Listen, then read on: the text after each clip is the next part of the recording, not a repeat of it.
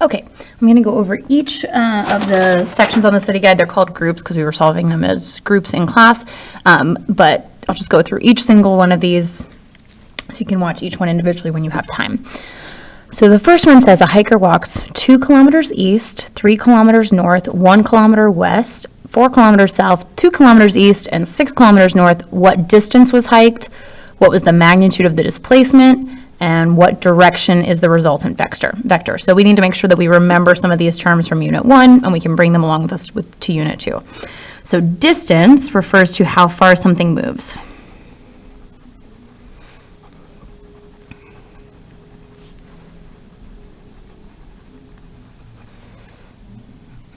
Right?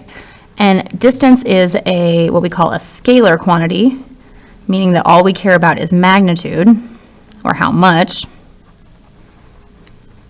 And so as we're solving this problem, we don't actually care about all of these directional terms. We're just going to add up all of the values because that tells us how far they walked all in total. So I have 2 plus 3 plus 1 plus 4 plus 2 plus 6. And when I put all of those together, 2 plus 3 plus 1 plus 4 plus 2 plus 6, I get 18 meters. So the distance traveled would be 18 meters. Okay. Now the next part asks for displacement. Now distance is the scalar quantity of measurement that represents how far something moves. Displacement is the vector. And if you remember, vectors are magnitude. Right, we still need to know how much, but we also need to know the direction. Okay, and so specifically displacement is referring to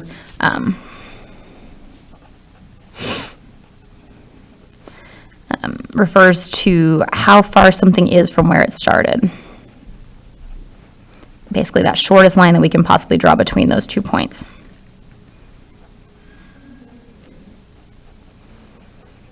All right, so in order to figure that out, we actually need to think about how far does this hiker move in the north-south direction, and because we are both moving because we're moving, in like the 2 planes, like we're moving horizontally and vertically, we have to first figure out what's going on in the vertical directions, then figure out what's going on in the horizontal directions, and then see how we can kind of put them together.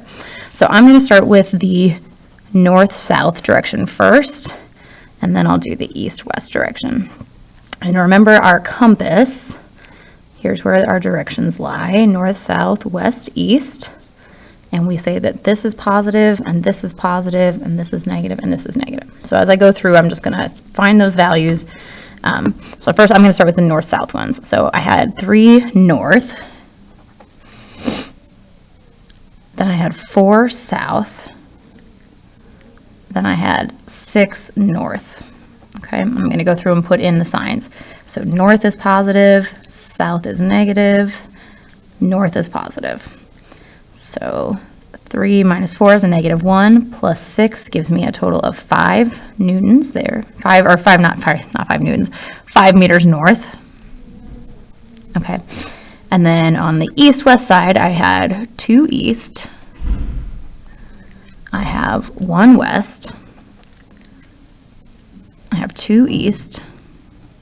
So if I look at my signs, right, east is positive, west is negative, east is positive. So 2 minus 1 is 1, plus 2 gives me 3 meters east. Okay, so I figured out the displacement in each direction, but I want to know the total displacement. So I have to take these 2 values and I have to put them together somehow. How? So I'm going to draw vectors to represent each one. So this is 5 meters north, okay?